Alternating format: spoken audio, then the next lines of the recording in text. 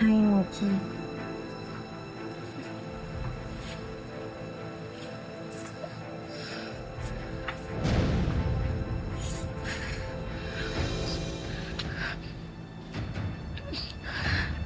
You missed one.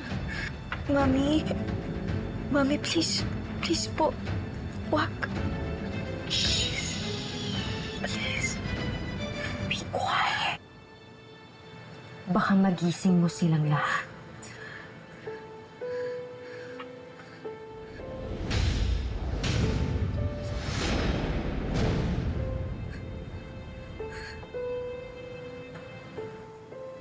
Mami, di ba po, mahal niyo po ako? Bakit niyo po ako sasaktan, Mami? Kung mahal niyo po talaga ako, hindi niyo po ako bibigyan ng sakit. Di ba, Mami? Mami, promise. Promise, Mami. Hindi po kita iiwan. Promise po. Talaga?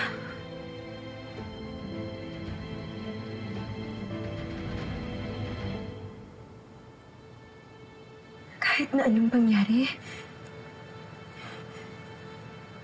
hindi mo iiwan si Mommy. Opo. Promise, Mami. Hindi po kita iiwan.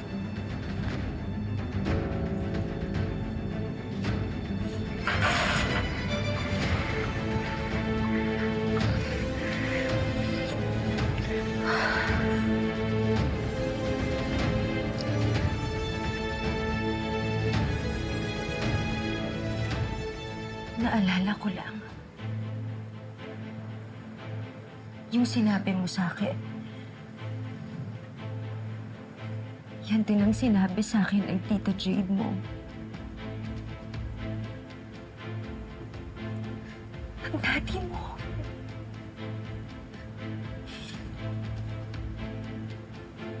Sabi nila sa akin, hindi nila ako iiwan.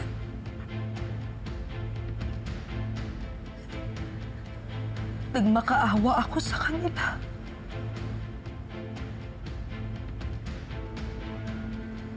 Pero ginawa pa rin nila.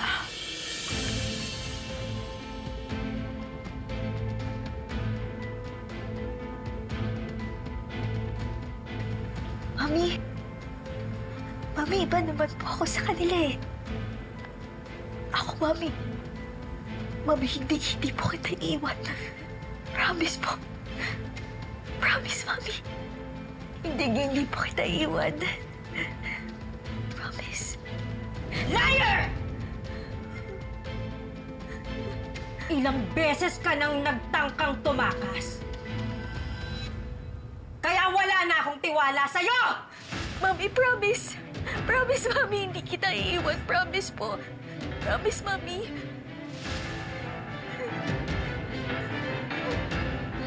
No, Mami.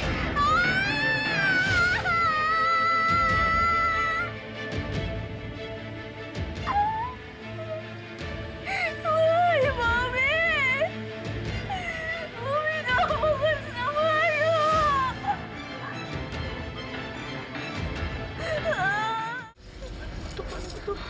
Ate Flor, salamat ah. Ayun. Sandali lang ah. Ayun. Tapos ma. Thank you, ate. Umawa ka. Ay, bakit kasi ang dami-dami susi eh. Hirap naman ito. Kaya mo yun, ate. Isa na lang ah! Isa na lang! Salamat, ate. Ito na. Walang yaka? Ma'am! Sakang traidor? Di ba?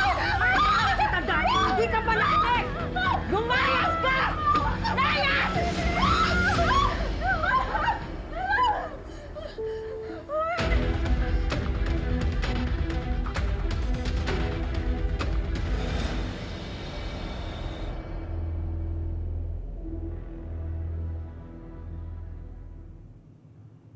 Ah, inom ka muna ng tubig. Na hindi talaga sila naniwala sa amin, hindi po kami pinapasok. Hindi ba kayo pumunta doon sa boss ng mga gwardiya doon para magpaliwanag? Dinala po kami dun sa opisina ng security. Tapos sinabi namin kung bakit namin hinahabol yung babae. Kaya lang, nung tinanong kami kung alam daw ba namin yung pangalan at kung nakapag-file daw kami ng kaso laban sa kanya. Doon, wala na kami nasabi. Hindi nyo naman masisisi yung mga gwardiya na yun. Ginagawa lang nila ang trabaho nila. Totoo naman. Wala kayong sapat na ebidensya laban doon sa babaeng hinahabol ninyo. Pasalamat nga kayo. Hindi sila nagreklamo dahil doon sa iskandalong nagawa nyo doon.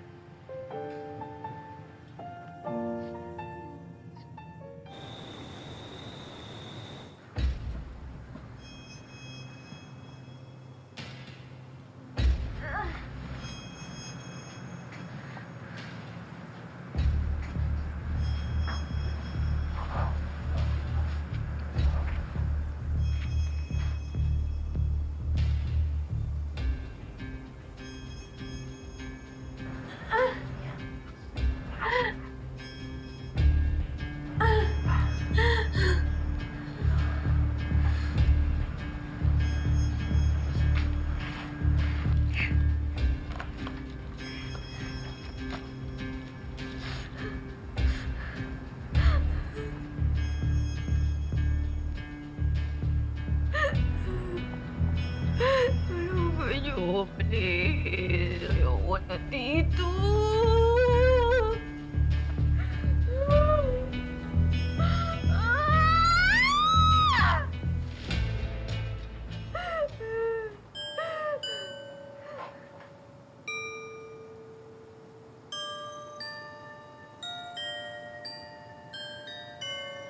Hi, Mookie.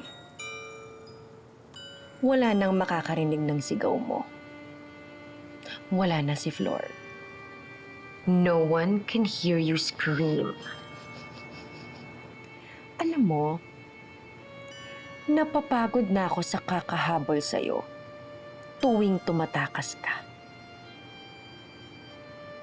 Kaya ngayon, kailangan na kitang i-medically induced coma.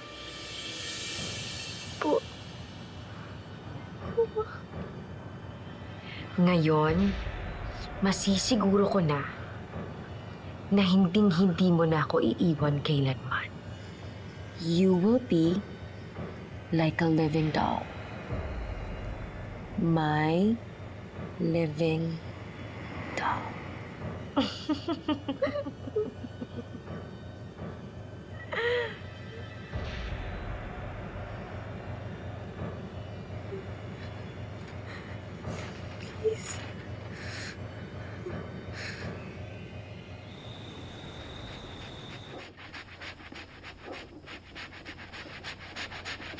Emma, hindi ka pa nagpapalis ah. Naglalaba ka na kagad niya. Dahil saan natin hahanapin yung babaeng yun? Na hindi natin alam yung pangalan niya. Hindi natin alam kung saan siya nagpunta. Hindi natin alam kung ano yung itsura niya. Si Bukoy lang nakakita sa kanya. Na, Tan kasi ang lapit-lapit na natin dun sa babaeng yun eh. Bakit di natin siya naabutan? Hindi natin nakita kung ano yung itsura ng babaeng kumuha sa anak natin. Emma! Emma! Emma! Emma! Emma! Ma. Tulungan mo si Monkey! Tulungan mo siya! Iligtas mo siya! Ano nangyari? Kinulong siya ni Ma'am Atit Kinadena. ano? Bakit? Natuklasan kasi ni Muki na wala talaga siyang sakit. Lahat ng yun, gawa-gawa lang ni Ma'am Olive. At ito pa, yung mga itinuturok sa kanya na gamot. Gamot para sa hayop. Ano? Hayop na Olive na yan. Eto ako nangungulila, naghahanap ng anak. Tapos siya katabi lang niya yung anak niya, minamahal siya, pero sinasaktan naman niya. Sige na, puntahan niyo na si Muki. Susunod na lang ako. Pupunta ako sa barangay, magre-report ako kay Kapitan. Sige na. Tara. Ingat. Bilis ka natin. This will turn you to a living doll, anak. Hindi mo na magagalaw ang mga kamay mo, ang mga paa mo, ang buong katawan. Drink up.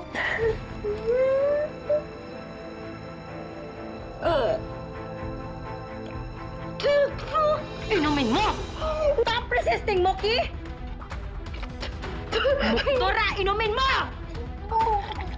Inumin mo, sabi!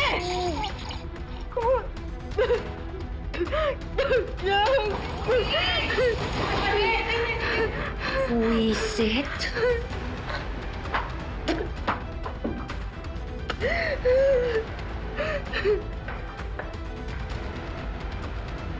Moki! Moki! Emma, hindi dyan. Dito, dali. Anong karapatan mong pumunta rito para hanapin ang anak ng may anak? Alam ko na kung anong ginawa mo kay Muki. Ilabas mo si Muki.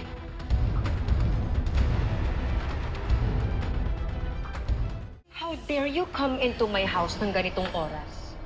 Para utusan ako na ilabas si Muki. Bakit? Sino ka ba, ha? Ikaw ba nanay niya? Nanay? Walang matinong nanay ang magbibigay ng gamot ng hayop sa sarili niyang anak. Yan ba ang sinabi sa'yo ng babaeng to? Eh, totoo naman, ma'am, di ba? Tumahimik ka! Di ba pinalayas na kita? Nagpapapaniwala ka dyan sa babaeng yan? Teka. Bakit ba ako nagpapaliwanag sa inyong dalawa? Lumayas kayo sa Hindi ako aalis dito. Lumayas! Kailangan ako ni Muki! Lumayas! Makita si Muki! Lumayas ka! Lumayas ka! Muki! Huwag mo na! Lumayas mo ako! Muki! Nay Emma! Nay Emma! Muki! Nay! Nay, nandito po ako, Nay! Nay! Muki! Nay! Muki! Nay, ano nangyari sa'yo? Ano ginawa sa'yo? Yung ano po, yung susit po nandun po sa stuffed toys. Susi! Opo. Saan? Tinawagan ko si Asa bago pumunta dito. At magdadala siya ng pulis. Sabay kayong makukulong ni Emma sa kulungan at sisiguraduhin kong magpapakasasa kayo doon dalawa. Asan dito? Sa kabila. Ayan, ay.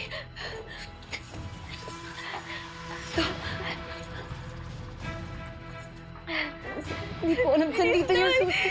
Sandali. Muki! Emma! Alis tayo dito, ha? Alis tayo dito. Saan ba dito yung susi? Nay, hindi ko din po alam, Nay. Nay! Wala sa'yo. Sinabi sa'yo, ha? Natigilan mo kami ng anak ko? Bakit ba ayaw mo kaming tantanan, ha? Bakit ayaw mong tigilan ng anak ko? Ano ka? Tigilan mo na si Nay Emma, Mami! Mayas ka! Ano mo ito nagagawa sa anak mo? Mami! Mami! Muki, nilagdas! Mayas ka! Malas ka dito! Mami!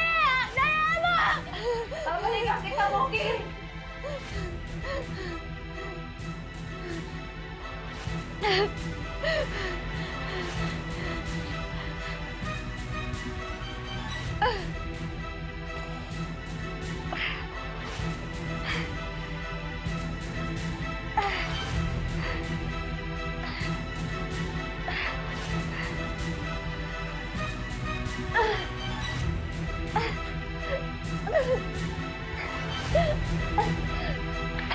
Lahat na lang pinakikialaman mong babae ka.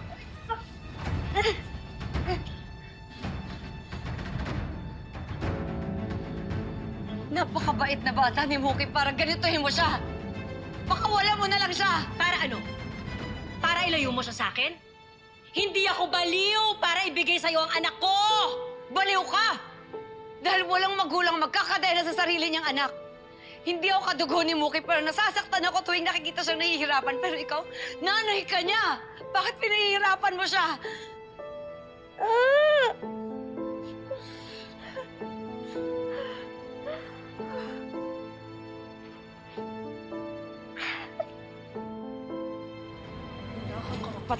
Anong gagawin ko sa anak ko?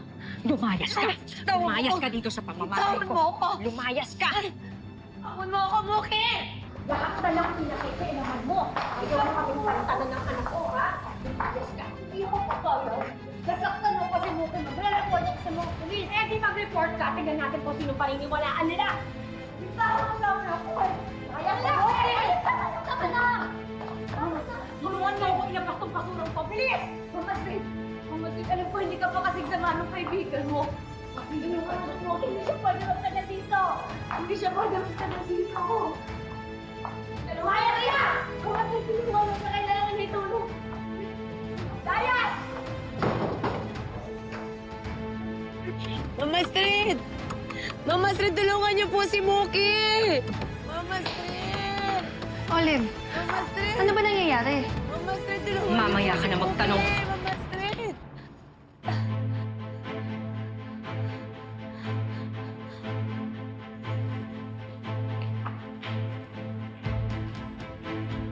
Just wait for me here. Bakit parang ayaw mong makita ko si Muki? Hindi naman sa ganun. Don't tell me totoo yung sinabi ni Emma. Na kailangan ni Muki ang tulong ko.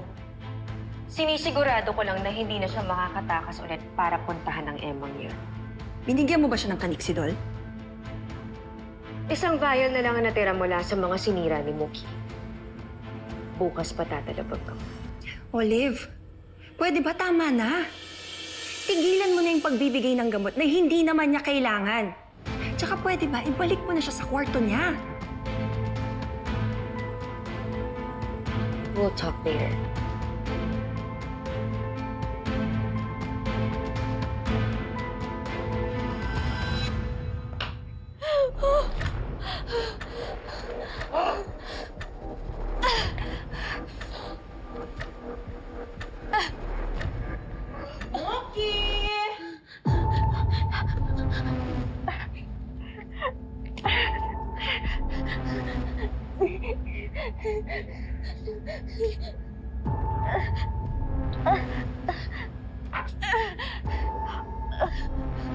Muki!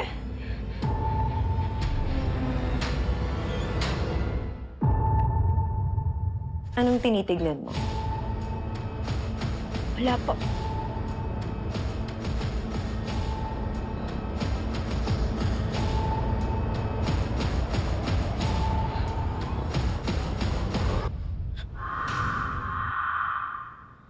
Mama Astrid! Mama Astrid! Mama Astrid, tulungan niyo po si Muki! Mama Astrid! Mama Astrid! Emma! Emma! Halika. Dan!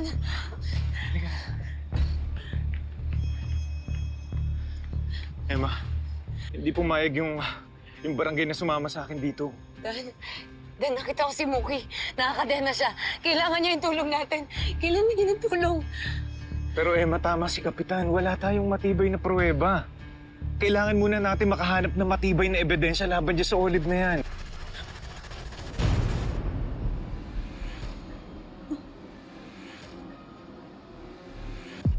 Kung hindi ka nagsisisigaw, o di sana, hindi ka narinig ni Emma. Ngayon, alam niya na kung anong nangyayari sa'yo dito. Kailangan nating umalis dito. Kailangan nating makalayo. Mami, ayoko. Bakit? Dahil ayaw mo mapalayo kay Emma?